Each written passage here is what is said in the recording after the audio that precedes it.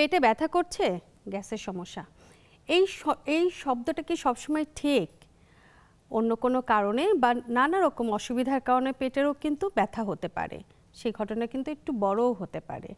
তাই কোন সময় বুঝবেন যে পেটের ব্যথাটা একটু সাধারণ, বা কোন সময় বুঝবেন যে কোনো একটা রোগের বড় বিপদ সংকেতই আপনার পেট ব্যথা দিচ্ছে, কখন অপেক্ষা করবেন আর কখন দ্রুত একজন চিকিৎসকের শরণাপন্ন হবেন, এই সমস্ত প্রশ্ন নিয়ে আজকের অনুষ্ঠানটি সাজানো হয়েছে। দর্শক, আপনাদের সাথে আছে আমি ডাক্তার শারমিন জামান, আর আপনারা দেখছেন নেক্সাস টেলিভিশনের স্বাস্থ্য বিষয়ক আয়োজন কেমন আছেন অনুষ্ঠানে।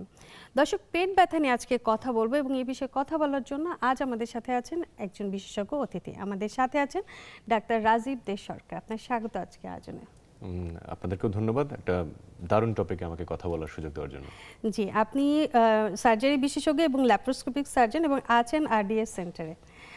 দর্শক, আমরা কথা বলবো কিন্তু আর পেট ব্যথা নিয়ে, এবং সরাসরি কিন্তু আপনারা আমাদের সাথে যুক্ত থাকবেন। স্ক্রিনে যে নাম্বারটি দেওয়া আছে সরাসরি আমাদের বিশেষজ্ঞকে প্রশ্ন করবেন আপনার নানা রকম সমস্যা নিয়ে এবং জানবেন এর আসল তথ্যটা। আর এই অনুষ্ঠানটি কিন্তু একই সাথে ফেসবুক লাইভ হচ্ছে, আপনারা চাইলে লাইক, কমেন্ট এবং শেয়ারের মাধ্যমে আমাদের সাথে সরাসরি যুক্ত থাকবেন। আমরা কথা বলবো এবং জানবো যে আসলে পেটে ব্যথার কারণ কী কী, কিন্তু তার আগে একটু আপনার সম্পর্কে জানি। আপনার স্কুল, কলেজ এবং পড়াশোনাটা কোথায়, সেই বিষয়ে একটু জানবো। আমার স্কুল হচ্ছে ঢাকা রেসিডেন্সিয়াল মডেল কলেজ, আর এরপরে ওখানে ক্লাস 2 থেকে এবং এরপরে এসএসসি দেওয়ার পরে ভর্তি হলাম নর্ডাম কলেজে। এরপরে নর্ডাম কলেজ থেকে পাশ করে বের হবার পরে মেডিকেল কলেজ, সেটা ফরিদপুর মেডিকেল কলেজ, এই আমার স্কুল কলেজ মেডিকেল কলেজ। আচ্ছা, এখন তো নিয়মিত রোগী দেখছেন, কিন্তু এই সার্জারি বিশেষজ্ঞ কেন? যখন মেডিকেল কলেজে ছিলাম তৃতীয় বর্ষ থেকে তো আমাদের ওই প্লেসমেন্টটা থাকে যে আমরা ওটিতে যাব, ওটি ড্রেস পরবো এবং স্যারদেরকে দেখতাম যে স্যাররা সুন্দর করে প্যান্ট শার্ট ইন করে ভেতরে ঢুকতেন, আবার ওটি ড্রেস পরে ফেলতেন, আবার অনেক বড় বড় ওটি করতেন। হ্যাঁ, এবং মনে হতো যে স্যাররা এত সুন্দর সুন্দর কাজ করছেন, স্যারদের হাতে বোধহয় জাদু আছে, ম্যাজিক আছে। তো এই ম্যাজিকের সন্ধান করতে গিয়ে আসলে এই ডিসিপ্লিনের প্রতি ভালোবাসা তৈরি হয় এবং পরবর্তীতে ওই থার্ড ইয়ারে ঠিক করেছিলাম যে আসলে সার্জারিতে ক্যারিয়ার করবো বা সার্জারি বিশেষজ্ঞ হব, এবং সৃষ্টিকর্তা আমাকে সেই সুযোগ দিয়েছেন। সার্জারি বিশেষজ্ঞ হয়েছেন। আজ আমরা কথা বলবো একটা চমৎকার বিষয়, যেটা হচ্ছে পেট ব্যথা নিয়ে। কেন পেটটা দেখা যায় যে সবার যেমন মাথা নিয়ে একটা বড় মাথা ব্যথা আছে, যে মাথা ব্যথা হলে এটা অনেক রকম সমস্যা, কিন্তু পেটের ব্যথা নিয়ে সবাই খুব সাধারণ মনে করে। পেটই তো, এখানে একটু ব্যথা হচ্ছে, সাধারণত সবাই একদম ধরেই নেয় একটা গ্যাস্ট্রিকের ওষুধ খেলে আমার পেট ব্যথাটা কমে যাবে, গ্যাসের সমস্যা ধরে নেয়। কিন্তু আসলে কি পেট ব্যথা মানে কি গ্যাসের সমস্যা, নাকি অন্য কোনো সমস্যার কারণে হতে পারে? পেটে ব্যথা, অ্যাবডোমিনাল পেইন। এবং আমি একটা খুব মজার কথা দিয়ে শুরু করতে চাই। আমাদের একজন স্যার ছিলেন, তিনি বলতেন যে এই অ্যাবডোমিনাল পেইন বা অ্যাবডোমিনাল পেইনটা আছে বলে হয়তো বা গোটা সার্জারির ফ্যাটার্নিটি বা সার্জারি বিভাগটা টিকে আছে সব হাসপাতালেই বা সব পৃথিবীর সব দেশেই। এবং এটা একদিক থেকে রোগীর জন্য ভালো, একদিক থেকে ডাক্তারের জন্য ভালো। ডাক্তারের জন্য এই অর্থে ভালো যে পেটে ব্যথার ধরন, প্যাটার্ন, নেচার, সাইট কোথায় হচ্ছে, রেডিয়েশন কোন দিকে যাচ্ছে, এই সব কিছু দেখে আমরা রোগের ব্যাপারে একটা সুনির্দিষ্ট ধারণা পেতে পারি। আর রোগীর জন্য এই অর্থে ভালো, আপনি চিন্তা করে দেখুন এই পেটে ব্যথাটা যদি না থাকতো, রোগীর যদি ভেতরে একটা রোগ আছে, সেই রোগের লক্ষণটা প্রকাশ পাচ্ছে পেটে ব্যথা দিয়ে, তো পেটে ব্যথাটাই তার নাই, বাকি সব কিছু আছে, তাহলে এই রোগটা হিডেন থেকে যেত, লক্ষণটা বোঝা যেত না, এবং এমন একটা বাজে বা অ্যাডভান্সড অবস্থায় গিয়ে রোগটা ধরা পড়তো যখন এটা ইরিভার্সিবল, আর কিছু করা যাচ্ছে না, চিকিৎসা কিছু করার থাকতো না। সুতরাং পেটে ব্যথাটা আছে বলে রোগীও ভালো আছে, রোগীর শরীর ভালো আছে, এবং চিকিৎসকদের একটা লাভ হয়েছে যে পেটে ব্যথার মাধ্যমে আমরা অনেক রোগ নিরূপণ করতে পারি। এবং রোগের প্রথম দিকটা কি বোঝা যায়? হ্যাঁ, প্রথম দিকে বোঝা যায়, কারণ পেটে ব্যথার আমরা যেটা বলি আসলে পেটে ব্যথার তো কতগুলো, মানে পেটটা তো আমরা অ্যাবডোমেনটা আমাদের ম্যাজিক বক্স একটা, অ্যাবডোমেনের ভিতরে এত কিছু সৃষ্টিকর্তা দিয়েছেন, মানে অনেক কিছু। তো আসলে এত কিছুর কোনটার কারণে পেটে ব্যথা হচ্ছে এটা তো আন্দাজে বলা যাবে না, ব্লাইন্ডলি বলা যাবে না। এই পেটে ব্যথার প্যাটার্ন আছে। পেটটাকে যদি আমরা একটু চিন্তা করি তাহলে তো এটা কয়েকটা সাইড আছে, তাই না? কয়েকটা ভাগে আমরা ভাগ করি, উপরে, নিচে, মাঝখানে এবং সাইডের অংশটা। আমরা ধরেন অ্যান্ট্রাঅ্যাবডোমিনাল ওয়ালটাকে যদি বলি, আমরা এটাকে টোটাল 9টা ভাগে ভাগ করি। জি জি, এই জায়গাটা একটু আগে ক্লিয়ার করেন, আমার দর্শকদের বুঝতে হবে। দর্শকদের বোঝার জন্য বলছি, আমরা আসলে যেহেতু অঙ্গগুলো বিভিন্নভাবে সাজানো থাকে, একটা দিকে লিভার থাকে, অ্যাপেন্ডিক্সটা তলার দিকে থাকে, এই পাশে স্প্লিন আছে, মাঝ বরাবর প্যানক্রিয়াস আছে, হ্যাঁ, বাম পাশে স্টমাক আছে। তো পেটটাকেও আমরা আমাদের ক্লিনিক্যালি একটু রোগ বোঝার সুবিধার্থে আমরা 9টা ভাগে ভাগ করে নিয়েছি। উপরের যে ভাগটা, আমরা যদি একটা লম্বা একটা দাগ, দুটো দাগ টানি, আবার এদিক দিয়ে দুটো দাগ টানি, হ্যাঁ, এই দাগটা গেলে এটাকে 9টা ভাগে ভাগ হয়ে যাবে। উপরের যে ভাগটা, এটার নাম হচ্ছে এপিগ্যাস্ট্রিয়াম। এইখানে কিছু অঙ্গ আছে, মাঝখানের অংশ, আবার মাঝখানে হচ্ছে আম্বিলিকাল, নিচে হচ্ছে হাইপোগ্যাস্ট্রিয়াম। এবার দুই পাশে যদি চলে আসি, মানে আমরা নাভিটাকে ধরে ভাগ করছি, মিডল পয়েন্টটাকে আবার ওই যেটাকে বললাম এপিগ্যাস্ট্রিয়াম, এইটার দুই পাশে হচ্ছে লেফট হাইপোকন্ড্রিয়াক, রাইট হাইপোকন্ড্রিয়াক। তো ওটা দিয়ে আমরা বুঝি যে লিভারটা কোন পাশে পড়েছে, রাইট হাইপোকন্ড্রিয়াক এরিয়াতে লিভারটা পড়েছে, হ্যাঁ, এবং গলব্লাডারটা পড়েছে, পিত্তনালীগুলো পড়েছে, অর্থাৎ পিত্তনালী, পিত্তথলি, লিভার, এগুলোর রোগগুলো কিন্তু ওই পাশে বেশি প্রভাব ওই ফেলবে। পাশটাতে এটাকে আমরা ধরবো হচ্ছে আমাদের রাইট সাইডে, মানে upper ডান পাশের quadrant, কর্নার ডান সাইডটা। পাশে এই জায়গা থেকে আমরা corner। পরবর্তী স্টেপে যাব, কিন্তু তার আগে একজন দর্শক আছে, আমরা প্রশ্নটা নেব। দর্শক নাম বলে প্রশ্নটি করুন। হ্যালো, জি দর্শক শুনতে আমি পাচ্ছেন? সুফিয়া বেগম। জি জি দর্শক, আপনার প্রশ্নটি করুন। হ্যাঁ, আমার হচ্ছে 65 বছর বয়স। জি, সমস্যাটি বলুন দর্শক। হ্যাঁ, আমার ওই যে পিঠের নীল দাঁড়ায় ব্যথা আমার। জি, আচ্ছা, আর কোনো সমস্যা আছে? না কোনো প্রশ্ন করবেন দর্শককে? না, আর কোনো সমস্যা নাই। আপনার আপনার কি এই ব্যথাটা কি একটু পেটের দিক থেকে পিঠের দিকে যায়, নাকি পিঠের দিকেই থাকে? পেটে হচ্ছে গিয়ে ওই পিঠের ব্যথার থেকে হ্যাঁ, আমার এই সামনের এই যে এই কলিজার এখানেও ব্যথা হচ্ছিল। তা আপাতত ডাক্তার দেখাই এই বুকের ব্যথাটা একটু কমছে, কিন্তু পিঠের নীল দাঁড়ায় যে আমি ঠিক মতন কথা বলতে পারতেছি না, বুঝছেন? পিঠের নীলদারার ব্যথাটা কি একটু নিচের দিকে নামে, মাজার দিকে বা হাঁটুর দিকে যায়? হ্যাঁ, ওই পিঠের নীল দাঁড়ার থেকে বুকের খেসায় আসে। নিচে নামে কি কোমরের দিকে নামে ব্যথাটা? না, কোমরের দিকে নামে না, সামনের দিকে ওই আসে? পিঠের নীল দাঁড়ার থেকে জি জি, ওই হ্যাঁ, ওই যে শোনেন, বিছানায় শুয়ে থাকলে তখন একটু কম থাকে। আচ্ছা আচ্ছা, ঠিক আছে দর্শক, আপনি আমাদের সাথেই থাকুন, আপনার প্রশ্নটা মানে বোধহয় খুব বুঝতে দুটো পেরেছেন। গুরুত্বপূর্ণ পয়েন্ট দিয়েছেন আসলে। জি। এখান থেকে রোগ সম্বন্ধে আমরা পুরোপুরি অ্যাসেসমেন্ট করতে পারবো না, কিন্তু দেখুন উনি যেটা বলেছেন যে ওনার এই ব্যথাটা অ্যাবডোমেনে ছিল এবং সেটা পরবর্তীতে পিঠের দিকে গেছে। পিঠের দিকে গেছে। এই যে আমি বললাম না, রাইট হাইপোকন্ড্রিয়াম যে জায়গাটা, যেখানে আমাদের পিত্তথলি থাকে, লিভার থাকে, পিত্তনালী থাকে, এই পিত্তথলির যখন প্রদাহ হয়, এই ব্যথাটা কিন্তু পিঠের দিকে এবং ডান পাশে ঘাড়ের এই কর্নারটা শোল্ডারে আসতে পারে। হ্যাঁ, আচ্ছা। তো এটা একটা প্যাটার্ন। আবার উনি বলেছেন যে শুয়ে পড়লে ওনার ব্যথাটা চলে যায়, তো এইটাও কিন্তু একটা ফ্যাক্টর যে উনি যখন বিশ্রামে থাকেন তখন ব্যথাটা কমে যায়। এইটা আবার একটা নিউরোলজিক্যাল দিকে যায়। হ্যাঁ, ওনার স্পাইনাল কর্ড, ওনার মেরুদণ্ড, এই সম্পর্কিত যে রোগগুলো আছে সেগুলোর দিকে যায়। সুতরাং আরো কিছু লক্ষণ জানতে পারলে হয়তো আরো বেশি কথা বলবো। তবে ওইখান থেকে একটা ভালো আলোচনা করা যায় যে দেখুন, ওই যে আমি যেটা বলছিলাম যে আমরা যে 9টা ভাগে ভাগ করলাম, এইখানে যে পিত্তথলিটা থাকে, এইটার যে ব্যথাটা, এই ব্যথাটা কিন্তু আসলে তাহলে পিঠের দিকে যাচ্ছে, কাঁধের দিকে যাচ্ছে।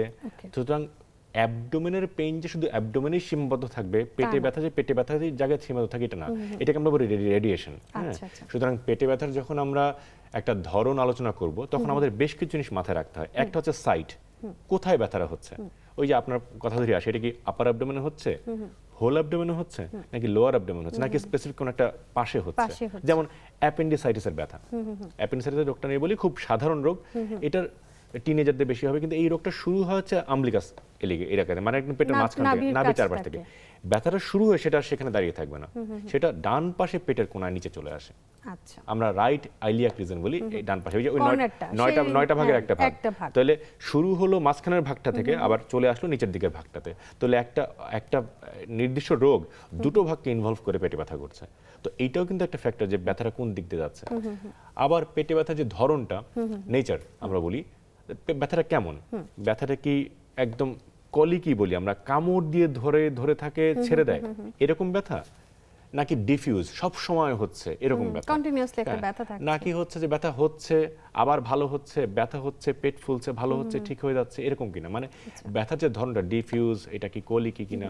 এখন যখন আমরা কলিকি পেইন বলি, কলিকি পেইনটা এমন কিছু রোগে হবে যে রোগের সাথে আমরা একটা হলো অর্গান, যে অঙ্গটা ভেতরে ফাঁপা নলের মতো অর্গান, সে ধরনের অঙ্গে যখন ব্যথা হবে তখন হচ্ছে কলিকি পেইন হয়। সেটা ব্যথাটা হবে হচ্ছে থেমে থেমে ব্যথা হবে, যেমন ধরেন পিত্তথলি বা পিত্তনালী, এই সম্পর্কিত যে ব্যথাগুলো এগুলো কলিকি পেইন বলি। প্রচন্ড রোগীকে কামড় দিয়ে ধরবে, রোগী একদম ওই কিছুক্ষণের জন্য একদম কিছুই করতে পারবে না, কিন্তু পরক্ষণেই ব্যথা আবার চলে যাবে। পিত্তথলিতে পাথর খুব একদম কমন একটা Common, সমস্যা। হ্যাঁ, এটা সিম্পটম কি এরকম ব্যথা দিবে? এটার সিম্পটম এরকম, ঠিক বলেছেন। আমি যেটাই বলছিলাম যে পিত্তথলির যদি প্রদাহ হয়, কোলিসিস্টাইটিস, অথবা পিত্তথলিতে যদি পাথর হয়, কোলিলিথিয়াসিস, জি। এই দুটো রোগে, অথবা এরা যদি একসাথেও থাকে, এই দুটো রোগে এই ধরনের কলিকি পেইন হবে। আচ্ছা, এই ব্যথাটা কি পিঠের কাছে যে পৌঁছাতে পারে, যেটা অবশ্যই, আমাদের দর্শক অবশ্যই, বলেছিলেন? এই ব্যথাটা পিঠের দিকে যেতে পারে, ব্যাকে যেতে পারে, এবং টিপ অফ দ্য রাইট শোল্ডারের দিকে চলে আসতে পারে। কাঁধের কাছে আসতে পারে। আমাদের সাথে আরেকজন দর্শক আছে, আমরা দর্শকের সাথে একটু কথা বলতে চাই। দর্শক নাম বলে প্রশ্নটি করুন। দর্শক, আপনার টেলিভিশনের ভলিউমটি কমিয়ে আমাদের সাথে কথা বলুন, তাহলে আমরা স্পষ্ট শুনতে পাবো। হ্যালো জি। আপা, আমার নাম পৈমুল, পঞ্চগড় ডিস্ট্রিক্ট থেকে বলতেছি। জি দর্শক, এই যে আপনার আমরা জানতে প্রশ্নটি। জি, চাচ্ছি যে আপার আমার বাড়ি হলে পেটের ব্যথা, পেটের ব্যথাতে দুইটা শীষ আছে। হুম। দুইটা শীষের মধ্যে একটার পয়েন্ট হচ্ছে 8.4 আর একটার পয়েন্ট হচ্ছে 10.9। আমরা কি এই গাইনি বিশেষজ্ঞ ডাক্তারকে দেখাচ্ছি। আচ্ছা। এক ডাক্তার বলতেছিল যে এই অপারেশন করা যাবে, আর এক ডাক্তার বলতেছে যে যাবে, এই অপারেশনটা করা যাবে না। আচ্ছা, কোন প্রশ্ন? রোগীর এই মুহূর্তে পেটে ব্যথার এখন সাথে, আমরা কি করব, এটা আপনাদের পেটে ব্যথার সাথে আর কি কি লক্ষণ আছে এটা শোনা আর অন্য কোনো লক্ষণ আছে ব্যথার সাথে? ব্যথার ব্যথার সাথে আর অন্য কোনো লক্ষণ নেই, খালি ব্যথাটা কি অনেক তীব্র ব্যথা নাকি সহ্য করা যায় এমন ব্যথা? পেশাবের সমস্যা থাকে, ব্যথার সাথে কি জ্বর আসে? তখন পেশাবের সমস্যা থাকে। আচ্ছা, আচ্ছা আচ্ছা, ঠিক আছে দর্শক, আপনি বুঝতে সাথে পেরেছি। থাকুন আমাদের। আমার মনে হয় এই ধরনের কেসগুলো আসলে আমাদের যে গাইনি ম্যাডামরা আছেন তারা খুব সুন্দরভাবে ডিল করেন। হ্যাঁ, উনি প্রথমেই যেটা বললেন যে উনি হয়তো আল্ট্রাসাউন্ড করেছেন, যেটা সাইজ যেহেতু বলছিলেন, বললেন, তো ওইটা ওনার সম্ভবত ওনার পরিবারের কোনো নারী সদস্যের, হ্যাঁ, তো ওনার জ্বরের আশেপাশে আমাদের যে ওভারি থাকে, ওভারির দুটো ওভারিতে সিস্ট আছে দুটো, এবং সিস্টের যে সাইজ মোটামুটি এই ধরনের সাইজ আসলে কনজারভেটিভে ভালো হয় না। হ্যাঁ, সাধারণত সার্জারি লাগে সাধারণত, এবং এই সিস্টের সাথে আরো কিছু লক্ষণ থাকে, মানে তার আরো কিছু হয়তো বা তার প্রিভি ব্লিডিং হয়, ঠিক আছে, অথবা এবং তার এই যে ব্যথাটা অনেক তীব্র ব্যথা থাকে, সাথে জ্বর থাকে, অনেক সময় সিস্ট ফেটে যায়। হ্যাঁ, তো এই সেসব ক্ষেত্রে আরো বেশি কমপ্লিকেশন ডেভেলপ। আমার মতে হয় এই ক্ষেত্রে ওনার উচিত হবে অপেক্ষা না করে উনি যেহেতু গাইনি গাইনি চিকিৎসকের কাছে দেখাচ্ছেন, জি। এবং আপনি পরবর্তী স্টেপগুলো যদি আরেকবার একটু ফলো করেন, তার কথা মতন যদি যান, তাহলে কিন্তু দ্রুত এর সুবিধা আপনি পাবেন। আমাদের এই যে দর্শক ফোন দিলেন তার এখান থেকে আমরা একটা আলোচনায় চলে এলাম যে সেটা হচ্ছে যে এই যে পেটে ব্যথা অ্যাজ এ হোল, এটা 4-5টা মোটা দাগে হতে পারে। আচ্ছা। একটা হচ্ছে যে ইনফ্লামেশন, পেটের কোনো একটা জায়গায় প্রদাহ হচ্ছে, হ্যাঁ, এসিস্ট বা এই ধরনের ক্ষেত্রে অনেক সময় সেটা হয়। 2 নম্বর ইনফেকশন। এখন অনেক ধরনের ইনফেক্টিভ রোগ আছে, এই ধরুন আমি যদি অ্যাকিউট অ্যাপেন্ডিসাইটিস বলি, অথবা অ্যাকিউট গ্যাস্ট্রোএন্টারাইটিস, পাতলা পায়খানা হচ্ছে, জ্বর হচ্ছে, বমি হচ্ছে, হ্যাঁ, অ্যাকিউট কোলিসিস্টাইটিস। তো এই যে একটা ইনফ্লামেটরি একটা কজ হতে পারে, যেকোনো একটা অর্গানে, হ্যাঁ, যে কোনো অর্গান একটা ইনফেক্টিভ কজ হবে, আর এটা হচ্ছে অবস্ট্রাকটিভ কজ। কোনো কারণে আমাদের ইন্টেস্টাইনের যে কাজ, পেরিস্টালসিস, মানে আমাদের খাবার তৈরি করা এবং আস্তে আস্তে খাবারটাকে স্টুলের দিকে নিয়ে যাওয়া এবং সেটাকে শরীর থেকে ইভাকুয়েট করে দেওয়া, এই পুরো যে খাদ্য নালীটা, এই নালীর কোনো জায়গায় যদি অবস্ট্রাকশন থাকে তখন পেটে ব্যথা হয়। সুতরাং ইনফেক্টিভ, ইনফ্লামেটরি, অবস্ট্রাকটিভ। আরেকটা হচ্ছে নিউরোজেনিক কারণে পেটে ব্যথা হতে পারে, হ্যাঁ, কারণ আমাদের অ্যাবডোমেনের ভেতরের যে অঙ্গগুলো, এগুলোকে এক ধরনের নার্ভ সাপ্লাই দেয়, আর আমাদের শরীরের উপরে স্কিন, মাসল, এগুলোকে সোমাটিক নার্ভ আরেক ধরনের নার্ভ সাপ্লাই দেয়। তো এইটাও একটা ইস্যু হতে পারে যে ব্যথা হওয়ার, কিন্তু আর কি কি কারণে এবং অর্গানগুলো ভেদে অনেক সময় ব্যথা হয়, সেই জিনিসগুলো জানবো কিন্তু একটা বিরতি থেকে। সে দর্শক, সময় হয়ে গেছে একটা বিরতি নিয়ে, সাথেই থাকুন, ফিরছি কিছুক্ষণের মধ্যে। বিরতির পর সবাইকে আরেকবার স্বাগত জানাচ্ছি, আমি ডাক্তার শারমিন জামান। দর্শক, আজ আপনারা দেখছেন কেমন আছেন অনুষ্ঠানে, আমরা কথা বলছি পেট ব্যথা নিয়ে, এবং আজ আমাদের সাথে আছেন ডাক্তার রাজীব দে সরকার। আমরা কথা বলছিলাম পেটে ব্যথার নানা রকম লক্ষণগুলো কি কি হতে পারে, কি কি কারণে হয়। কিছু ব্যথা হয় যেটা হঠাৎ করে হয়, আর কিছু ব্যথা হয় দীর্ঘদিন ধরে থাকে, অল্প অল্প করে ব্যথা হচ্ছে, সবাই ইগনোর করছে, একটু একটা ওষুধ খেয়ে, ব্যথার ওষুধ খেয়ে নিল বা গ্যাস্ট্রিক ওষুধ খেয়ে নিল, মনে করলো কমে গেল। আসলে কোন ব্যথাটা কোন কারণে হতে পারে, হঠাৎ ব্যথাটা বা দীর্ঘদিনের? দীর্ঘদিনের ব্যথা দিয়ে শুরু করি, কারণ এই ধরনের রোগী সবচেয়ে বেশি আমরা আমাদের আউটডোর গুলোতে পাই। সবাই আসে দীর্ঘদিন ধরে পেটে ব্যথা বা হজম হয় না, তাদের কমন কথা থাকে গ্যাসের সমস্যা, পায়খানার যে প্যাটার্নটা সেটা ঠিক মতন নিয়মিত clear না, ঠিক আছে, এবং একই সাথে কোথাও গিয়ে খাবার খেলে, দাওয়াত খেলে তখন ব্যথাটা শুরু হয়, হ্যাঁ, আচ্ছা।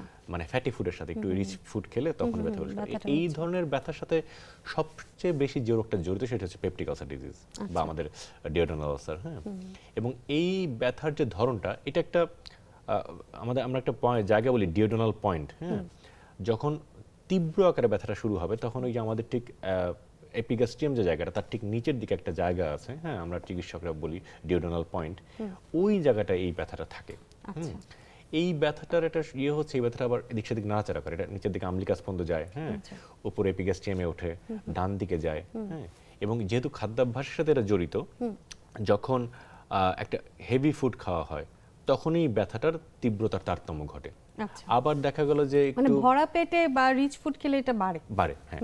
তা আবার আরেকটা প্যাটার্ন হচ্ছে কিছু এইটারই আরেকটা ভেরিয়েন্ট আছে যে ব্যথাটা স্টারভেশন, অর্থাৎ একটু খালি পেটে থাকলে এই ব্যথাটা হয়। অনেকেই বলেন যে আমরা খালি এই পেটে বা দুটো দিয়ে সকালে ঘুম থেকে ওঠার পর হ্যাঁ, অনেকে অবশ্যই ব্যথা অবশ্যই। হয়। তা আমরা এই দুটো দিয়ে আসলে কোন জায়গাটায় এই যে আমি যেটা বললাম আলসার, ওইটার অবস্থানটা সম্বন্ধে একটু ধারণা করতে পারি, এটা একটা। আর এই ধরনের ব্যথার সবচেয়ে হচ্ছে এগুলোর ব্যথার সাথে সবচেয়ে বেশি যে কমন সেন্স নশিয়া থাকে, মানে বমি বমি ভাব, শুধু ব্যথাটা একা আসে না, একটা বমি ভাব থাকে, হালকা জ্বর জ্বর ভাব থাকে এটার সাথে, হ্যাঁ। এবং এই যে তার একটা কোনো কিছু খেতে ইচ্ছা করছে না বা একটা খাবার দেখলে অরুচি, এই ধরনের রোগ যারা দীর্ঘদিন ধরে ভোগে তাদের অনিদ্রাও চলে আসে, রাতে ঘুমাতে পারে না, রাতে ঠিকমতো ঘুম ঘুম আসে না। এবং এটা কি ব্যথার কারণে হয় নাকি মানে ব্যথা না, ঘুমটা এটা না হচ্ছে আসাটা? তার যেহেতু বদ হজম হচ্ছে, তার পুরো মেটাবলিক সিস্টেমটা যেহেতু অল্টারেড হয়েছে, হ্যাঁ। তো আপনি যদি লিভারকে উত্তপ্ত করে ফেলেন তাহলে তার সে আপনাকে রাতে ঘুমাতে দেবে না, এটি স্বাভাবিক। তো আমরা সচরাচর যদি পেটে ব্যথা রোগী আসে সাধারণত সবার আগে একটা ultrasound of the whole abdomen করতে দিই, ঠিক আছে, যদি রোগী নিজে লোকালাইজ করতে না পারে ব্যথাটা কোথায়। আর আমরা যদি সন্দেহ করি যে এই ব্যথাটা আমরা পেপটিক আলসার ডিজিজের কারণে হচ্ছে বা গ্যাস্ট্রিক আলসারের কারণে হচ্ছে, সেক্ষেত্রে হয়তো আমরা এন্ডোস্কোপি করতে দিই, এন্ডোস্কোপে পাপার জিআইটি বলি আমরা, হ্যাঁ। এটা করে ওই যে গলা দিয়ে নল ঢুকিয়ে আমরা কিন্তু একটু, এটা তো অনেকের ক্ষেত্রে খুব বেশি কষ্টদায়ক হয়, সবাই খুব মনে করে যে আমরা এটা তো কষ্টকর, এটা আমরা করা যাবে না, করতেও চান না অনেকে। অধিকাংশ রোগীকেই আসলে চেষ্টা করি বাংলাদেশে লক্ষণ ভিত্তিক চিকিৎসা দেওয়ার, মানে রোগীর কাছ থেকে হিস্ট্রি নিয়ে, তার খাদ্যাভ্যাস সম্বন্ধে জেনে, তার হজমের হিস্ট্রি সম্বন্ধে জেনে, তার তিনি কিভাবে জীবনযাপন করেন, তার লাইফস্টাইল কি, এগুলো থেকে আমরা অনেকাংশেই রোগটাকে নিরূপণ করার চেষ্টা করি।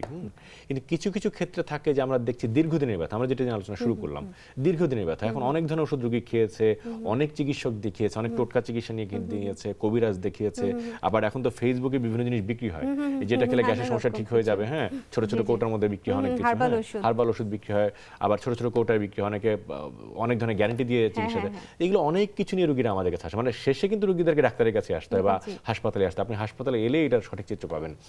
তো যাই হোক না কেন, রোগীটা আলটিমেটলি ভুগছে, হ্যাঁ, তার তো সেই কষ্টটা লাঘব হয়নি। তা আমাদের উদ্দেশ্য এক, রোগীর কষ্টটা লাঘব করা, দুই, রোগের কারণটাকে নিরূপণ করে দেওয়া যে তার এই রোগটা আছে। এখন চিকিৎসক হিসেবে শুধু রোগের চিকিৎসা করাই আমার কাজ না, রোগের কারণটাকে বের করে দেওয়া আমার অনেক বড় একটা দায়িত্ব। সেটার জন্য কিছু রোগীকে আমাদেরকে এন্ডোস্কোপি অ্যাডভাইস করতেই হয়। আচ্ছা, তার মানে আমরা বলবো না যে সবারই যাদের খাবার নিয়ে সমস্যার কারণে ব্যথা হচ্ছে তাদেরকে যে সবাইকে আমরা এন্ডোস্কোপি করছি তা কিন্তু না। এটা হচ্ছে লক্ষণটা দেখে যে তার কখন দরকার হচ্ছে, সেক্ষেত্রে কি ব্যথা মুক্ত ভাবে বা তাকে মানে স্বাচ্ছন্দ্যে কি এন্ডোস্কোপি করা যায়? প্রথমত হচ্ছে এন্ডোস্কোপি দেবার আগে আমরা সবসময় ভাবি, আমি যে রোগীকে পরীক্ষাটা দিচ্ছি, এই এন্ডোস্কোপি পরীক্ষাটা রোগীর জন্য খুব কষ্টকর, এটা আমরা বলি একটা ইনভেসিভ প্রসিডিওর। আমরা তার একটা ন্যাচারাল অরিফিস, মুখ দিয়ে আমরা একটা ক্যামেরা বা একটা নল ঢোকাচ্ছি, নলটা ঢোকানোর সময় এই সময় রোগী কিন্তু মোটামুটি জ্ঞানেই আছে, সজ্ঞানেই আছে। তো আমরা তারপর দেখে তার অ্যাবডোমেনটা 5-7 মিনিট বা 10 মিনিটের মধ্যে দেখে আবার বের হয়ে চলে আসছি। রোগীর 5 থেকে 10 মিনিটের জন্য কষ্টটা হচ্ছে। তো কারণ রোগীর যদি একটা বড় রোগ হয়ে যায় তখন যদি একটা সার্জারি করতে, সার্জারি তো 2-2.5 ঘন্টা বিষয়, তার থেকে তো কম কষ্ট হচ্ছে। তো আমরা আসলে পটেনশিয়াল রিস্ক বেনিফিট রেশিও হিসাব করি রোগীকে পরীক্ষাটা। ঠিক এখনকার যে আধুনিক এন্ডোস্কোপিক প্রসিডিউরগুলো আছে গ্যাস্ট্রোএন্টারোলজিস্টরা করেন, ঠিক আছে, তারা রোগীকে অনেকখানি পেন ফ্রি রাখেন।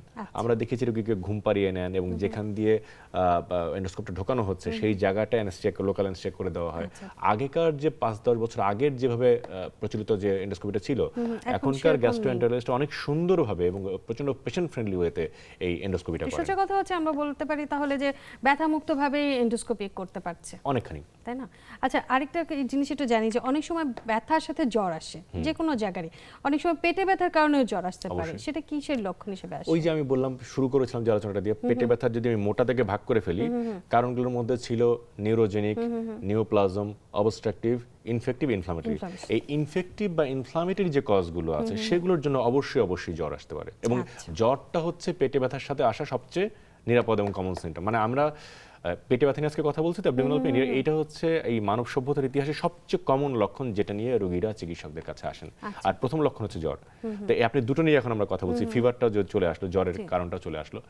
এখন যেমন একটা রোগ অ্যাকিউট অ্যাপেন্ডিসাইটিস, তার এই যে আমাদের পেটের ডান পাশে রাইট আইলিয়াক ফসা বা রাইট আইলিয়াক যে রিজন, এইখানে তার ব্যথা হবে, সাথে তার প্রচন্ড জ্বর থাকবে। তো এই যে পেটে ব্যথা প্লাস জ্বর এবং জায়গাটা, এটা বলেই দেয় যে এখানে এই রোগটা আছে, এবং হঠাৎ করে ব্যথাটা হয়, হঠাৎ করে তাই না? ব্যথা শুরু হয়, একদম অ্যাকিউট একটা পেইন হবে। আবার অ্যাকিউট কোলেসিস্টাইটিস, অর্থাৎ পিত্ত থলির যে প্রদাহ, সেটাতে জ্বর থাকবে। আচ্ছা, আবার একটা রোগ আছে যে আমরা একটু বাইরে গেলাম, একটু ভাজা পোড়া বেশি খাওয়া হলো, অথবা কোনো কারণে আমাদের একটু ফুড পয়জনিং হয়েছে। রোগটার খুব মানে একটা জাঁকজমকপূর্ণ নাম আছে, অ্যাকিউট গ্যাস্ট্রোএন্টারাইটিস, একটা জমিদারি নাম। হ্যাঁ, তো এই রোগটাতে পুরো ইন্টেস্টাইনের একটা নির্দিষ্ট অংশে ইনফেকশন হয় বা ইনফ্লামেশন হয়। তো এই যে রোগটা, এটার সাথে পেটে ব্যথা যেমন থাকবে, বমি থাকবে, পাতলা পায়খানা থাকবে, এবং যদি এগুলো আমরা চিকিৎসা না করি, একটা সময় যখন এটা ইনফেক্টিভটা অবস্থাটা বাড়তে থাকে, তখন জ্বরও চলে আসে। আচ্ছা, আপনি বমির কথা বললেন মাঝখানে, সেক্ষেত্রে কি রক্ত বমি হতে পারে বা কোন ক্ষেত্রে হয়? পেটে ব্যথার সাথে জড়িত বমির কথা বলছি না, মানে আমরা যখনই আমাদের রক্ত বমি হবে, ধরে নিতে হবে এই রক্তটা আমাদের খাদ্যনালীর কোনো একটা অংশ থেকে এসছে। তাহলে কোথা থেকে রক্ত আসতে পারে? একটা হচ্ছে ইসোফেগাস থেকে রক্ত আসতে পারে। তো ইসোফেগাসের কোনো রোগ, আমাদের যে খাদ্যনালীর উপরের অংশটা, এইটার কোনো রোগ যদি হয়, তাহলে সেখানে আমাদের রক্ত বমি হতে পারে। ঠিক আছে, আমাদের স্টমাক বা ডিওডেনাম, অর্থাৎ আমাদের খাদ্যনালীর দ্বিতীয় যে অংশগুলো থাকে, এই অংশের কোনো জায়গা থেকে যদি রক্তক্ষরণ হয়, আলসার থেকে রক্তক্ষরণ হতে পারে, কোনো একটা ক্যান্সার বা কিছু থাকলে রক্তক্ষরণ হতে পারে, এইসব জায়গা থেকে রক্ত বমি হতে পারে। স্টমাকে ক্যান্সার, অর্থাৎ আমরা গ্যাস্ট্রিক কার্সিনোমা যেটাকে বলি, এটার কারণে অনেক সময় রক্ত বমি হতে, কারণ এই সময় রোগী কিছুই খেতে পারে না, যাই খায় তাই বমি করে। তো ওই যে জায়গাটা আটকে আছে, ওখান থেকে রক্ত মানে ব্লিডিং হয়, সেখান থেকে রক্ত বমি হয়। সুতরাং রক্ত বমির ক্ষেত্রে একটা বিষয় আছে যে আমরা রক্ত বমিতে দেখি যে বমির কালারটা কি, বমির কন্টেন্টটা কি, কোন ধরনের রক্ত আসছে, এটা কি একদম ফ্র্যাঙ্ক ব্লাড, একদম ফ্রেশ ব্লাড, নাকি একটু কালো রঙের রক্ত, এগুলো দেখে আমরা অনেক কিছু নিরূপণ করতে পারি। তবে হ্যাঁ, এই রোগীরা আসে, মানে পেটে ব্যথার সাথে বমি থাকে, এবং কিছু রোগী রক্ত বমি নিয়েও আসে। আচ্ছা, ব্যথা থাকছে বা থাকছে না, কিন্তু অনেকেই কমপ্লেন করেন যে আমার তো পেটটা শক্ত হয়ে থাকছে সবসময়, একদম রিজিড হয়ে থাকছে, খুব অস্বস্তি বোধ করেন, সেটা কি কারণে হতে পারে? এটা হচ্ছে যে আমরা বললাম পেপটিক আলসার ডিজিজ, যখন খুব আমাদের এটারও একটা খুব জমিদারি নাম আছে, অ্যাকিউট এক্সাজারবেশন অফ পিইউডি। হ্যাঁ, মানে একটা পেটে ব্যথার রোগী বা একটা পেপটিক আলসারের রোগী, তিনি চিকিৎসা নিচ্ছেন বা নিচ্ছেন না, অনিয়মিতভাবে নিচ্ছেন, অথবা যেগুলো বললাম, যেগুলো অবৈজ্ঞানিক কিছু পদ্ধতি আছে, বিভিন্ন কৌটা খাওয়া বা কবিরাজি দেখানো, শিকড় বাকড় খাওয়া। হ্যাঁ, তো এইগুলোর মাধ্যমে অনেক সময় হয় কি, রোগটা ভালো তো হয় না, শরীরে এমনভাবে দানা বেঁধে যায়, রোগী বুঝতে পারে না, রোগী মনে করে আমি তো চিকিৎসা নিচ্ছি, হয়তো একসময় ভালো হয়ে যাব। তো কিন্তু আসলে আমাদের খাদ্যনালীটাকে আমরা আসলে খুব মানে একটা বাজে কিছু উপাদানের সাথে মিশিয়ে বা পরিচিত করি, আরো বাজে অবস্থা করে দিচ্ছি। তখন বদহজমটা একদম শরীরে গেঁথে যায়। হ্যাঁ, লিভার তার কাজ ঠিক করতে পারে, কারণ এই যে আপনি যে জিনিসগুলো খাচ্ছেন, এগুলা যদি এর মধ্যে যদি একটু পয়জন থাকে বা খারাপ কিছু থাকে, এটা মেটাবলাইজ করার দায় হচ্ছে বেচারা লিভারের। এখন লিভার কতদিন ধরে এটাকে মেটাবলাইজ করবে? লিভার তো আপনাকে জনম ধরে সাপোর্ট দিতে পারবে না। আপনি মানে একটু খারাপ জিনিস খেলেন, লিভার তো সারা জীবন আপনাকে সাপোর্ট দিয়ে যেতে পারবে না। তো একটা সময় গিয়ে লিভার হাল ছেড়ে দেয়, অথবা লিভার একটু কর্মদক্ষতা কমিয়ে দেয়, যে বেটা ভুকুক এখন। হ্যাঁ, এই সময়গুলোতে যে পেটে ফুলে যাওয়া, পেট একদম অনেকখানি ফুলে থাকা, পেট শক্ত হয়ে থাকা, কিচ্ছু খেতে ইচ্ছা না করা, কিছু খেলেই বমি হয়ে যাওয়া, সোজা কথা আমরা বলতে পারি তাহলে যে হজমের সমস্যা হচ্ছে। হ্যাঁ, মানে লিভার তার মেটাবলিজম অনেকখানি প্রায় বন্ধ করে দিয়েছে বা কমিয়ে দিয়েছে। কোন ক্ষেত্রে, আরো কোন ক্ষেত্রে বা কি সমস্যা এক্স্যাক্টলি লিভারে হলে এগুলোর সমস্যা সে তৈরি করে, সেগুলো সম্পর্কে জানবো একটা বিরতি থেকে এসে। দর্শক সাথেই থাকুন, ফিরছি কিছুক্ষণের মধ্যে ছোট্ট একটা বিরতি নিয়ে এসে। বিরতির পর সবাইকে আরো একবার স্বাগত জানাচ্ছি, আমি ডাক্তার শারমিন জামান। আপনারা দেখছেন কেমন আছেন অনুষ্ঠান। আজ আমরা কথা বলছিলাম পেট ব্যথা নিয়ে, এবং এই বিষয়ে কথা বলার জন্য আজ আমাদের সাথে আছেন ডাক্তার রাজদীপ দে সরকার। আমরা তো জানছিলাম যে পেটে ব্যথার ইস্যুটা নিয়ে, কিন্তু একটা পর্যায়ে আসছে যে খাবারের হজমের ব্যাপারটা নিয়ে। হজমটা হয়তো মেনলি হচ্ছে মেটাবলিজমের কাজ করে আমাদের লিভারে নানা রকম সমস্যা হয়, ইদানিং ফ্যাটি লিভারের পরিমাণ অনেক বেড়ে গেছে, কিন্তু এর লক্ষণ হিসেবে কি কোনো ব্যথা হতে পারে? না, ফ্যাটি লিভার হলে আসলে এরকম করে ব্যথা থাকে না, বা ফ্যাটি লিভারের যে সুনির্দিষ্ট লক্ষণ থাকবে সেরকমও না। আচ্ছা। ফ্যাটি লিভারটাকে আমাদের গ্যাস্ট্রোএন্টারোলজিস্ট বা যারা লিভার বিশেষজ্ঞ যারা আছেন, হেপাটোলজিস্ট আছেন, তারা খুব সুন্দর একটা কথা বলে যে নীরব ঘাতক। মানে লিভারটা যে ধীরে ধীরে অসুস্থ হচ্ছে, লিভার যেহেতু আমাদের শরীরের দ্বিতীয় সর্ববৃহৎ অর্গান, হ্যাঁ, এবং এই কারণে বোধহয় লিভারটা খুব অভিমানী অর্গান। মানে লিভার আসলে খুব একটা সিমটম প্রকাশ করে অসুস্থ হয় না, সে যতক্ষণ পারে নিজেকে সামলাতে থাকে। সামলাতে থেকে এবং কাজ যেমন করতেই আপনি থাকে। কোথাও গেলেন বা একটা মানুষ কোথাও গেলে অনেক খাওয়া দাওয়া করলো এবং দিনের পর দিন বাইরে ভাজা পোড়া খেয়ে যাচ্ছে, হ্যাঁ, এতে এই যে তার শরীরে কোলেস্ট্রল বাড়ছে এবং সে হয়তো বা সেডেন্টারি লাইফস্টাইল এনজয় করে না, মানে একদম শুয়ে বসে থাকে, কোনো এক্সারসাইজ করে না, কিছু করে না।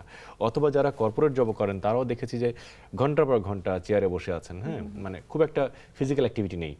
এসব ক্ষেত্রে কিন্তু শরীরে কোলেস্ট্রল জমে এবং কোলেস্ট্রল ডিপোজিটগুলো কিন্তু লিভারেও চলে আসে, যেহেতু লিভার সবচেয়ে বেশি ব্লাড পুল আউট করে, পুল থ্রু করে। সো এটাও একটা বিষয়। তো এই যে লিভারের মধ্যে আস্তে আস্তে চর্বি জমা, এইটা থেকেই তো ফ্যাটি লিভারের গোড়াপত্তন হয়।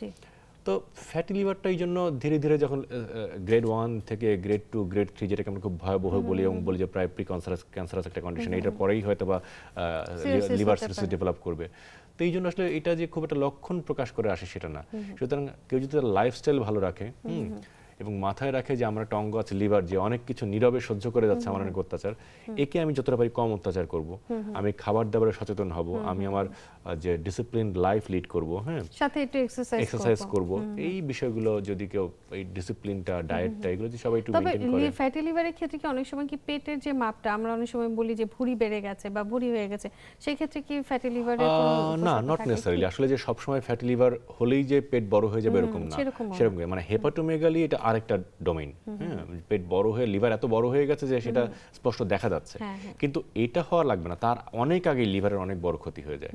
সুতরাং ফ্যাটি লিভার হলে যে পেট ফুলে যাবে সেটা না, বললাম না, এটা নীরব ঘাতক, আমরা বাইরে থেকে বোঝাই দেখে যায় না বুঝবো আসলে না যে কোনটা তার কি। ফ্যাটি লিভার গ্রেড 2 তবে বা 3 আছে। পেটের আরেকটা খুব গুরুত্বপূর্ণ অর্গান হচ্ছে কিডনি, যেটা নিয়ে সবার খুব বেশি কনসার্ন। এটারও একটা ব্যথার কথা আসে যে কোমরে ব্যথা মানেই সবাই মনে করে কিডনিতে কোনো একটা সমস্যা হচ্ছে। এই ব্যথাটা কেমন হয় কিডনি যদি কোনো কিডনির সমস্যা ব্যথাটা হয়? আমরা ঠিক আসলে অ্যাবডোমিনাল পেইনের মতো করে হয় না।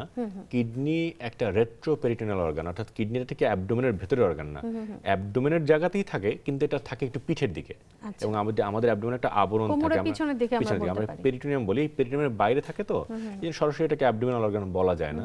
তো এই জন্য এটার ব্যথাটাও যে সরাসরি অ্যাবডোমেনের প্রকাশ পাবে সেটা না। কিছু কিছু ব্যথা আছে কিডনি সেটা অ্যাবডোমেনের প্রকাশ পায়। যেমন কোনটা, যদি কিডনির মধ্যে কোনো স্টোন জমা হয়, একটা আমাদের যে কিডনির যে মূত্রনালী আছে সেটার মধ্যে যদি স্টোন থাকে, এই ব্যথাটা অনেক সময় লোয়ার অ্যাবডোমেনে বা ডানে বা বাম পাশে প্রকাশ পায়। কিন্তু কিডনির যদি কোনো রোগ হয় বা কিডনি যদি প্রদাহ হয়, এই ধরনের ব্যথাগুলো সাধারণত পিঠের দিকে প্রকাশ বেশি পায়। এবং এইটার প্রকাশটা ব্যথা দিয়ে বেশি হয় না, বরং কিডনির রোগগুলো আমাদের যে আমরা যে ইউরিন মিকচারেশন করি, যে প্রস্রাবটা যে বের হয়, সেটার যে প্যাটার্ন, সেটা কি রঙের প্রস্রাব হচ্ছে, কেমন ভাবে হচ্ছে, এইগুলোর উপর আসলে কিডনি রোগের যে লক্ষণগুলো নির্ভর করে। পেটে ব্যথাটা এখানে গুরুত্বপূর্ণ হয় না, কিন্তু পেটে ব্যথাটা থাকে, পেটে ব্যথাটা একটা সময় আসতে পারে, সেটাও আমরা আমলে নেই, কিন্তু পেটে ব্যথাটা অনেক লেট স্টেজে গিয়ে আসে, অনেক লেটে আসে বা অন্য কোনো সমস্যার কারণে আসে। তার সাথে আরেকটা গুরুত্বপূর্ণ অর্গান যুক্ত হয়েছে এই সময়, প্যানক্রিয়াস, যেটা আমরা আসলে সবাই একটু চোখের আড়ালেই চলে যায়, বোঝা যায় না এর ব্যথাটা কি বা কিভাবে আসে। এটা যদি একটু বলে যে কোন ধরনের ব্যথা থাকে। আমি তো মনে করি যে পৃথিবীতে যদি পরবর্তীতে কোনো প্যান্ডেমিক হয়, এটা প্যানক্রিয়াটাইটিস রোগের কারণে হবে। কেন? এটা এই কারণে, কারণ আমরা প্রতিদিন হাসপাতালের আমাদের আউটডোরে, আমাদের ইনডোরে ভর্তি, সার্জারি বিভাগে, মেডিসিন বিভাগে, লিভার বিভাগে বা যে কোনো বিভাগে এই রোগ এত বেশি পাচ্ছে যে এটা আমরা ধরেন আজ থেকে 10 বছর আগে পেতাম না, বা আমাদের কাছে এখন এত এই রোগের রোগী আসে। এবং প্যানক্রিয়াটাইটিসের অনেকগুলো কারণ আছে, যে কারণগুলো আপনি চাইলে অ্যাভয়েড করতে পারছেন না। আবার প্যানক্রিয়াটাইটিসের দুটো খুব বাজে ধরন আছে, একটা হচ্ছে এডিমেটাস একটা ধরন আছে, একটা নেক্রোটাইজিং প্যানক্রিয়াটাইটিস বলি। এই দুটো ধরনের মধ্যে নেক্রোটাইজিংটা বেশি খারাপ, এবং এটা হলে প্যানক্রিয়াস পুরো নষ্ট হয়ে যায়, এবং সেক্ষেত্রে অনেক সময় মৃত্যু পর্যন্ত ঘটতে পারে।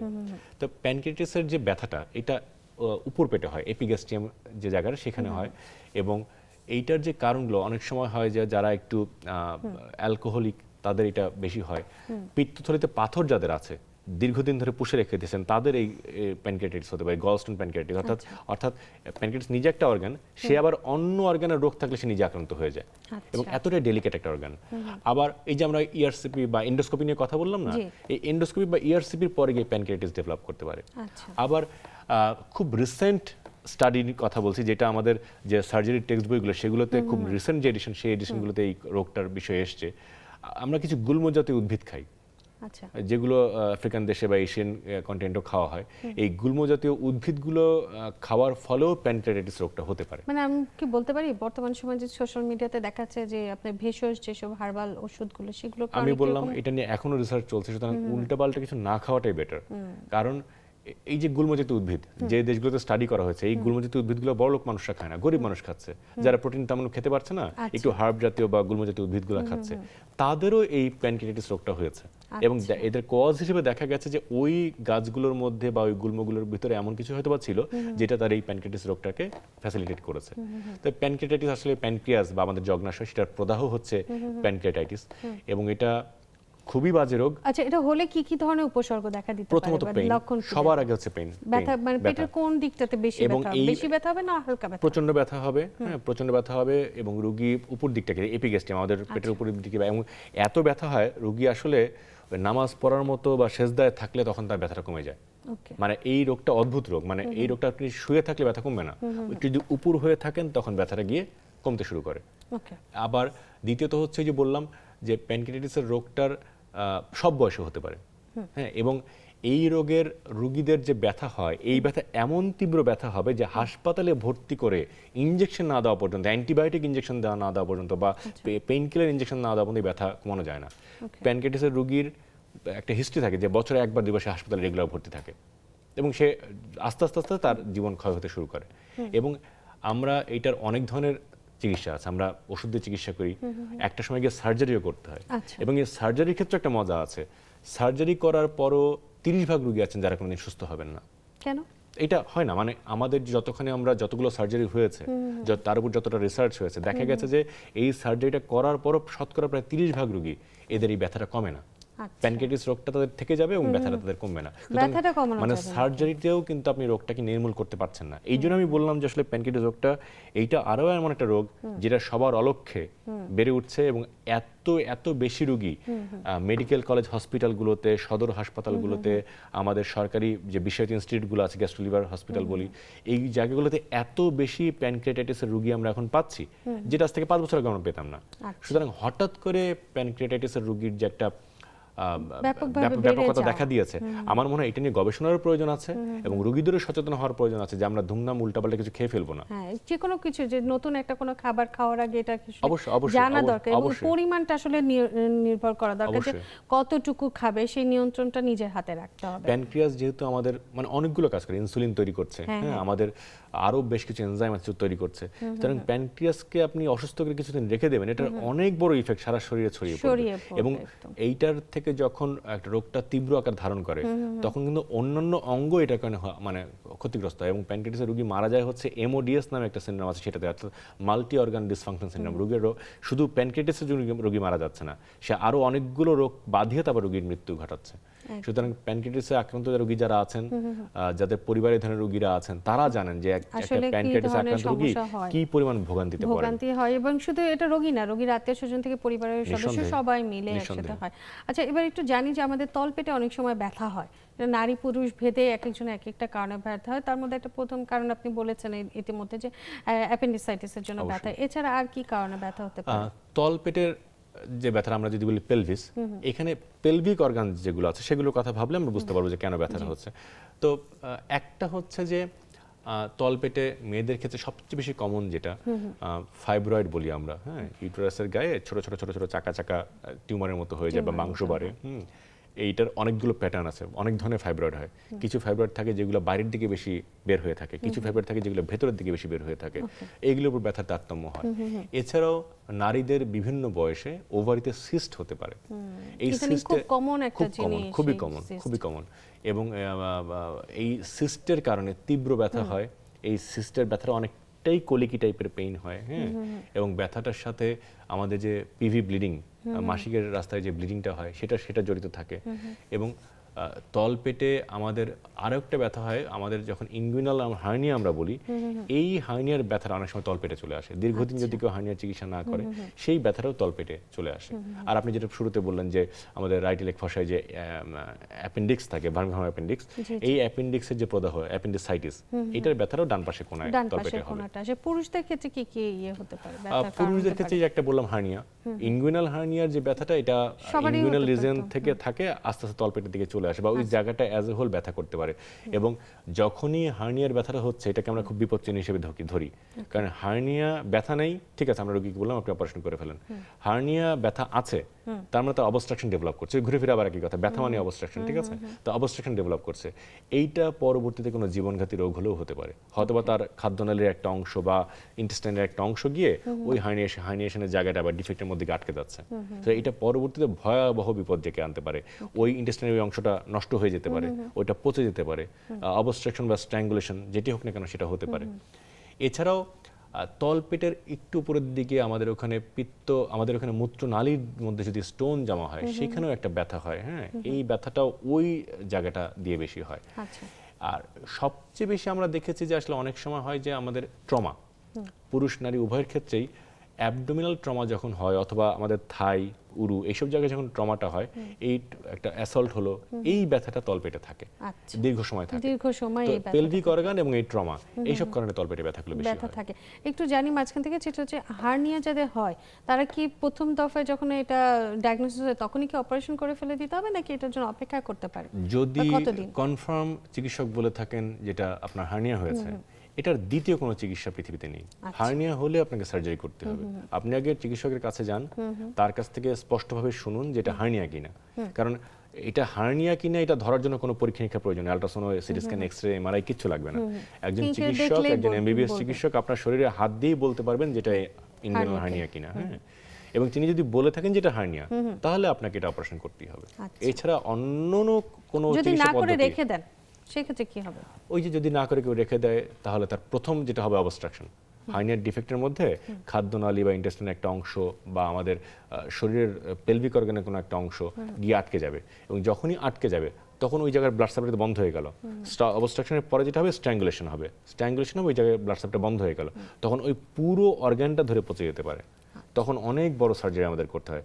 এই যে আমরা যে হার্নিয়া সার্জারির জন্য বলি যে ল্যাপারোস্কোপি করি, পেট কাটতে হয় না, ফুটো দিয়ে অপারেশন করেছি, তখন ব্যাপারটা এরকম সহজ ব্যাপারটা থাকে না। তখন বড় করে পেট কেটে অপারেশন করতে হয়। ওই জন্য আমি বললাম যে আসলে হার্নিয়া হলে সার্জারি করতে হবে। যদি কেউ আপনাকে, বা রোগীদের উদ্দেশ্যে বলি, যদি আপনাকে কেউ বলে থাকে যে হার্নিয়ার সার্জারি ছাড়া অন্য কোনো চিকিৎসা আছে, তিনি আপনার ভালো জানেন, কবিরাজি চিকিৎসা করে তিনি ভালো আপনার হয়ে ক্ষতি যাবে যাচ্ছেন। সেরকম কোনো হ্যাঁ, কিছু অবশ্যই না। তিনি নিঃসন্দেহে আপনার অসংখ্য ক্ষতি ধন্যবাদ। চান। আমাদের সময় হয়ে গেছে ছোট্ট একটি বিরতি নিয়ে, তাই দর্শক সাথেই থাকুন। ফিরছি কিছুক্ষণের মধ্যে ছোট্ট একটি বিরতি নিয়ে এসে। বিরতির পর সবাইকে আরো একবার স্বাগত জানাচ্ছি। আমি ডাক্তার শারমিন জামান। আপনারা দেখছেন কেমন আছেন অনুষ্ঠান। আজ আমরা কথা বলছিলাম পেট ব্যথা নিয়ে, আর আমাদের সাথে আজকে আছেন ডাক্তার রাজীব দে সরকার। আমরা অনুষ্ঠানে একদম শেষ পর্যায়ে চলে আসছি। এখন আমরা একটা সেগমেন্ট রেখেছি, যেটা হচ্ছে সত্য মিথ্যার বারে আমরা কিছু প্রশ্ন করব আপনাকে, আপনি সত্য এবং মিথ্যা উত্তর দিবেন আমাদের দর্শকদের জন্য। র‍্যাপিড ফায়ার রাউন্ডের মতো কাইন্ড অফ ওইরকমই, কিন্তু সত্য মিথ্যা উত্তর দিলে সুবিধা হবে। আচ্ছা, প্রথম যেটা জানতে চাচ্ছি সেটা হচ্ছে পেট ব্যথা মানে গ্যাস, সত্য না মিথ্যা? মিথ্যা। ডান তলপেটে ব্যথা হলে অ্যাপেন্ডিসাইটিস। মিথ্যা। পেট ব্যথা হলে না খেয়ে থাকাই ভালো। মিথ্যা। গ্যাসের ওষুধ খেলে পেটের ব্যথা যে কোনো ব্যথাই ঠিক হয়ে যায়। মিথ্যা। পেট ব্যথা নিজ থেকে কমে গেলে আর চিন্তার কিছু নেই। মিথ্যা। পেট ব্যথার সঙ্গে বমি হলে সবসময় ফুড পয়জনিং। মিথ্যা। পেট ব্যথায় গরম শেক সবসময় নিরাপদ। মিথ্যা। পায়খানায় রক্ত গেলে শুধু পাইলসের কারণেই হয়। মিথ্যা। বারবার পেট ব্যথা হলে যদি ব্যথা সহনীয় হয় ডাক্তার দেখানোর প্রয়োজন নেই। মিথ্যা। হঠাৎ তীব্র ব্যথা কখনো কখনো চিকিৎসার সংকেত হতে পারে। সত্য। সত্য। অনেক ধন্যবাদ। আর কিছু প্রশ্ন আছে যেগুলো একটু সংক্ষেপে যদি বলেন তাহলে আমাদের দর্শকদের বুঝতে সুবিধা হবে। সেটা হচ্ছে ব্যথা কমানোর ওষুধ খেয়ে অপেক্ষা করা বিপজ্জনক হতে পারে। হ্যাঁ, অবশ্যই বিপজ্জনক হতে পারে, কারণ আপনি তো রোগের কারণটা নির্ণয় করছেন না, না। আপনি একটা লক্ষণ ভিত্তিক চিকিৎসা করলেন এবং সেটা নিজে নিজে করলেন। একদম। তো আপনি রোগটাকে গোপন করলেন, এটাকে মাস্কিং করে ফেললেন, আমরা রোগের কারণ জানতে পারলাম না, হয়তো একটা বড় রোগ বাসা বাঁধছিল আপনার শরীরে। একদম। পেট ব্যথায় গরম পানি বা গরম শেক সবসময় উপকার দেয়। সবসময় উপকার দেয় না। গরম পানি বা গরম চা একটা সুদিং ইফেক্ট দেয়। আচ্ছা। হ্যাঁ, তো এই যে কোনো soothing- পাশে আমরা তো অনেকগুলো সেগমেন্ট মানে বললাম ওই যে যে পেটের, কোনো আঘাত সেগুলো লাগলেও কি তো আমরা অনেক ভালো সময় কি? বরফ লাগাই, তাই না? এগুলোর কিছু মানে কিছু প্রভাব আছে শরীরের উপরে। তো গরম সেক দিলে আরাম লাগে, আচ্ছা। ওই সাময়িক একটা আরাম পাওয়া যায়, কিন্তু আলটিমেটলি কিন্তু রোগটাকে দূরীভূত করা গেল না। আচ্ছা, পেট ব্যথা হলে যে কোনো খাবারই একদম এড়িয়ে চলতে হবে, কোনো খাবার দাবার খাওয়া যাবে না। না, ব্যাপারটা সবসময় সেরকম না। যদি আলসারের ব্যথা হয় সেক্ষেত্রে খাবার না খেলে আরো বেশি বেশি অ্যাসিড সিক্রেশন হবে, সুতরাং সেটা তো করা ঠিক হবে না। একদম খালি পেটে খালি থাকা পেটে যাবে থাকা না। যাবে না। আচ্ছা, ঘরোয়া কোনো টোটকা পেট ব্যথা সারানোর জন্য ক্ষতিকর হতে পারে? টোটকাটা কি ধরনের, এটার উপর ডিপেন্ড করে যে কি ধরনের টোটকা আপনি ব্যবহার করছেন। আর বিষয়টা হচ্ছে যে আমাদের দেশে তো আসলে মানুষের কেন জানি চিকিৎসা বিদ্যার প্রতি ফ্যাসিনেশন অনেক বেশি, সবাই মনে করে নিজেকে না ডাক্তার মনে করে, এবং এতেই ক্ষতিটা বেশি হয়। তা আমার মনে হয় টোটকা চিকিৎসা না নেওয়াই ভালো। জি। কোষ্ঠকাঠিন্য থাকলে পেট ব্যথা হওয়াটা স্বাভাবিক। হ্যাঁ, কোষ্ঠকাঠিন্য থাকলে পেটে ব্যথা হয়, কারণ কোষ্ঠকাঠিন্য যারা ক্রনিক কনস্টিপেশন রোগী থাকে তাদের দীর্ঘদিন ধরে এটা থাকতে থাকতে পায়খানাগুলো জমে যায়। আমরা এক্সরে করলে বা অনেক সময় কোলোনোস্কোপি করার সময় দেখা যায় যে দীর্ঘদিনের যেমন পায়খানা আছে, একটা শব্দ আছে ফিকোলিথ। ফিকোলিথ মানে হচ্ছে পায়খানা জমে স্টোন হয়ে গেছে। ওকে। তাহলে কত বছর ধরে পায়খানাটা জমেছে। সুতরাং এই ধরনের ক্রনিক কনস্টিপেশনের ক্ষেত্রে কোষ্ঠকাঠিন্য যখন অনেক দিন ধরে থাকে তখন সেক্ষেত্রে ব্যথা ব্যথাটা হতে পারে। হওয়াটা খুবই স্বাভাবিক। বারবার অ্যান্টাসিড খেলে কি আসল রোগ আড়ালে থেকে যায়? হ্যাঁ, যদি আপনি নিজের চিকিৎসার ভার নিজের উপর নিয়ে নেন, কারণ রোগের কারণ নিরূপণ করার চেষ্টা না করেন, আপনি যদি মনে করেন যে আমি রোগের লক্ষণটাকে ঢেকে দিয়েছি, মানে রোগটাকে ঠিক করে ফেলেছি, তাহলে তো অবশ্যই আপনি অচিরে পরবর্তীতে বিপদ বিপদে হওয়াটা পড়তে স্বাভাবিক। সম্ভাবনা বেশি। পেট ব্যথা কয়েক ঘন্টা পর নিজে থেকে কমে গেলে কি আর ডাক্তার দেখানোর প্রয়োজন নাই? না, অবশ্যই চিকিৎসক দেখানোর প্রয়োজন আছে, বা চিকিৎসকের শরণাপন্ন এই জন্য হওয়া প্রয়োজন, কারণ ব্যথাটা হয়েছিল, আমি শুরুতেই যেটা বলেছিলাম অনুষ্ঠানে, যে অ্যাবডোমিনাল পেইন হচ্ছে একটা সাইন, একটা সিম্পটম, যে আসলে আমি একটা কোনো রোগ ছিল, বা একটা প্রদাহ ছিল, একটা ইনফেকশন ছিল, একটা অবস্ট্রাকশন ছিল, যেটার কারণে এই ব্যথাটা হয়েছিল। এখন ব্যথাটা কেন হয়েছিল এটার কারণটা নিরূপণ করা জরুরি, কারণ এই ব্যথা তো যখন সেরে গেল, সে তো আপনাকে কথা দিয়ে যায়নি যে আমি আর ফিরে আসবো না। তো সে যখন বারবার ফিরে আসবে, কেন ফিরে আসছে জানার প্রয়োজন না, আপনাকে তো রোগের কারণটা নির্মূল করতে হবে। সবচেয়ে বড় ভুল কোনটা, যেটা পেট ব্যথার ক্ষেত্রে প্রায় সবাই করে? পেটে ব্যথা হলেই নিজের চিকিৎসা সবাই আগে নিজে করার চেষ্টা করে। আমাদের বাজারে প্রচলিত কিছু ওষুধ আছে অ্যালজিন নামে, হ্যাঁ, অথবা ন্যাপ্রোসিন নামে। পেটে ব্যথা হলে সবাই এটা আগে খেয়ে নেয়। কমন একটা হ্যাঁ, কমন। জিনিস। তো এটা খেয়ে নিলে কি হয়, ওই যে রোগের লক্ষণটা ঢাকা পড়ে গেল। আর দুই হচ্ছে, আমি নিজে আমার চিকিৎসক জীবনে এরকম অজস্র রোগী পেয়েছি যাদের ডায়াবেটিসের কারণে একটা রোগ হয় নিউরোপ্যাথি। তো পেটে ব্যথার রোগীদের মানে হয় ধরেন রোগীটা বুকে ব্যথার রোগী, তার হার্ট অ্যাটাক হয়েছে। অনেক সময় বুকে ব্যথার রোগীদের যে হার্ট অ্যাটাক, এটা অনেক সময় তারা বুকের ব্যথার রোগীরা বলতে পারে না। আমরা বলি যে ডায়াবেটিক নিউরোপ্যাথি থাকলে রোগীরা ব্যথা বলতে পারে না, কথাটা ভুল। ব্যথা তারা বলতে পারে, কিন্তু ব্যথাটাকে তারা লোকালাইজ করতে পারে না। হয়তো তার হার্ট অ্যাটাক হয়েছে, কিন্তু এই ব্যথাটা ঠিক এই জায়গাটাতে হবে না, আচ্ছা। এটা আপার অ্যাবডোমেনে গিয়ে হয়, মানে ব্যথাটা সে লোকালাইজ করতে পারে না কোন জায়গাটায় হচ্ছে। তো এরকম একটা রোগী যদি ন্যাপ্রোসিন খেয়ে বা অ্যালজিন খেয়ে বাসায় বসে থাকে, তাহলে তো সুনিশ্চিত সে একটা কার্ডিয়াক অ্যারেস্টের দিকে যাচ্ছে বা একটা বড় হৃদরোগের দিকে যাচ্ছে। আমার নিজের জীবনে আমি এরকম অজস্র রোগী পেয়েছি, অসংখ্য রোগী পেয়েছি আমার জরুরি বিভাগে যখন আমি চিকিৎসক ছিলাম, যে রোগীর সমস্যা হৃদযন্ত্রের, কিন্তু তিনি এসেছেন আপার অ্যাবডোমিনাল পেইন নিয়ে। আচ্ছা। তা আমার সেক্ষেত্রে ইসিজি করতে হয়েছে। সুতরাং ওই যে বললাম যে ব্যথা হলো, বাড়িতে বসে থাকলাম, চিকিৎসক দেখালাম না, বা ভুলে গেলাম, বা ব্যথাটাকে আসলে তেমন গুরুত্ব দিলাম না, এটা অনেক বড় মাসুল দিতে হতে পারে এটার জন্য। আচ্ছা, পেটের যে কোনো ব্যথার জন্য কি সাথে সাথে দৌড় দিয়ে ডাক্তারের কাছে যাবে, নাকি অপেক্ষা করে দেখবে, নাকি বোঝার চেষ্টা করবে যে প্রথমত কোনটা হচ্ছে সমস্যা? যে মানে পেটে ব্যথার তীব্রতার উপরে এটা নির্ভর করছে, আচ্ছা। যে আমার পেটে ব্যথাটা কোথায় হচ্ছে, পেটে ব্যথাটা কি আমার রেগুলার হচ্ছে কিনা, পেটে ব্যথাটা আমার সব সময় যে হচ্ছে এই হওয়াটার সাথে আরো কোনো অ্যাসোসিয়েটেড সিম্পটম আছে কিনা, আমার প্রস্রাবের রাস্তায় জ্বালা পোড়া হচ্ছে কিনা, জ্বর আসছে কিনা, বমি হচ্ছে কিনা। দেখুন, এখন আমার নিকটবর্তী সব জায়গায় প্রায় সরকারি হাসপাতাল আছে। উপজেলা পর্যায়ে 5 টাকা, জেলা পর্যায়ে 5 টাকা দিয়ে টিকিট কেটে ডাক্তার দেখানো যায়, অনেক বেশি খরচ হচ্ছে না। মেডিকেল কলেজে গেলে 10 টাকা দিয়ে টিকিট কেটে একজন বিশেষজ্ঞ ডাক্তার দেখানো যায়। যেহেতু আমার হাতের কাছে সরকারি হাসপাতাল আছে এবং পেটে ব্যথা আমার হয়েছিল, একটু চিকিৎসকের সাথে কনসাল্ট করে আসলে তো কোনো খরচ হচ্ছে না এক্সট্রা কোনো। আমার মনে হয় পেটে ব্যথার ক্ষেত্রে আমাদের যে এই উদাসীন মনোভাব, এটা থেকে বেরিয়ে এসে একটু চিকিৎসকের শরণাপন্ন হওয়া আপনার জন্য ভালো হবে। ধরেন আপনার কিছু হয়নি, 90% বা 95% ক্ষেত্রে ধরেন আপনার কিছু হলো না, কিন্তু 5% ক্ষেত্রে তো সম্ভাবনা থেকে যায় যা কিছু কিছু তো হতে পারে। থেকে যায়। তো সেটা তো ইয়ে হলো, বের হয়ে গেল। বের হয়ে আসা যায়। তবে এখন কিন্তু সবাই একটু সচেতন হচ্ছে, গুগল করেও হোক বা হচ্ছে আমাদের চিকিৎসকের কারণে ChatGPT হোক। দিয়ে হচ্ছে। হ্যাঁ, অনেকটাই। তো সবাই চেষ্টা করে স্ক্রিনিং করার। কিছু কিছু ক্ষেত্রে যেমন ব্রেস্ট ক্যান্সারের জন্য পুরো অক্টোবর মাসটাকে আমরা রেখেছি যে স্ক্রিনিং এর একটা মাস। আমরা কি চাইলে এটা করতে পারি বছরে একবার কিছু টেস্ট করে আমার অ্যাবডোমেনের প্রত্যেকটা অর্গান ঠিক আছে কিনা দেখার জন্য? এইটা আসলে রুটিন হেলথ চেকআপ তো আমরা সবসময় বলি, জি। কিন্তু দেখুন এখানে আসলে হেলথ চেকআপ যখন আমি বলি তখন আমাদের সবার চিন্তা ভাবনাটা চলে যায় হচ্ছে পরীক্ষা নিরীক্ষার দিকে, যে আমি আলট্রাসাউন্ড করবো, রক্তের পরীক্ষা করবো, একদম একদম। কিন্তু এবং বিষয়টা এই জায়গাটা একটা বড় আরেকটা কারণ হচ্ছে আমার যেটা মনে হয় আমার পেশেন্টদের ক্ষেত্রে হয় যে তারা এসে কমপ্লেন করে বড় একটা অ্যামাউন্ট চলে যায়, হ্যাঁ। যে অনেকগুলো টাকা খরচ হবে, আমি প্রত্যেক বছরে একবার করে জি, করব, জি, জি। আমার তো এই ইনভেস্টিগেশনের জন্য অনেকগুলো খরচ তো হচ্ছে। এই যে বললাম যে প্রথমেই মানে আমাদের অডিয়েন্স যারা বা যারা আমাদের রোগী আছেন তাদের চিন্তা ভাবনা চলে যে আমি এতগুলো টেস্ট করতে হবে আমার। জি, জি। আমার মনে হয় এটাই ভুল স্টেপ। আপনি বছরে একবার আপনার সকল লক্ষণগুলো নিয়ে একজন চিকিৎসকের কাছে দেখান। আচ্ছা, চিকিৎসকই তো আপনার বলে দিবে যে আপনার কি 30টা টেস্ট করার দরকার আছে নাকি আপনার 2 থেকে 3টা টেস্ট করলেই হয়ে যাচ্ছে। Exactly. তো আপনার অনেক বড় সেফ তো আপনার এখানে হচ্ছে। আর দ্বিতীয়ত আমি বললাম আপনার হাতের কাছে একটা স্থানীয় একটা সরকারি হাসপাতাল আছে, আপনি সেখানে চিকিৎসকের শরণাপন্ন হন, ঠিক আছে? আপনার হেলথ চেকআপের জন্য আপনার যে একদম একটা প্যাকেজ করে এত হাজার টাকা খরচ করে হেলথ চেকআপ করে ফেলতে, এটা গুরুত্বপূর্ণ না। মানে গুরুত্বপূর্ণ আমরা হচ্ছে টেস্টগুলো বছরে করে একবার ডাক্তার চিকিৎসকের দেখানো, কাছে না গিয়ে আগে চিকিৎসকের চিকিৎসকের শরণাপন্ন হওয়া। যেহেতু আমার কিছুটা হতে পারে, আমার রেগুলার একটা ব্যথা হচ্ছে, আমার রেগুলার খাবারে অরুচি আছে, আমার রাতে ঘুম হচ্ছে না, আমার মাঝে মধ্যে বমি ভাব হয়, বা সকালে ঘুম থেকে উঠলে আমার একটা চুকা ঢেকুর ওঠে, আমার সকালে ঘুম থেকে উঠলে খেতে ইচ্ছা করে না, অথবা সকালে আমার মাঝে মধ্যে পেটে ব্যথা সাথে গায়ে জ্বর জ্বর ভাব থাকে। আমি জানি আমি একটা লক্ষণকে পোষা বিড়ালের মতো পুষে রেখেছি, তো এইটা পুষে না রেখে হেলথ চেকআপ এর মতো অতগুলো পরীক্ষা নিরীক্ষা না করে আমার মনে হয় চিকিৎসকের শরণাপন্ন চিকিৎসকের সাথে হওয়াটা বেশি 1 ভালো। ঘন্টা বা 10 মিনিট বসলেও অবশ্যই। অনেক কিন্তু সমস্যার সমাধান হয়।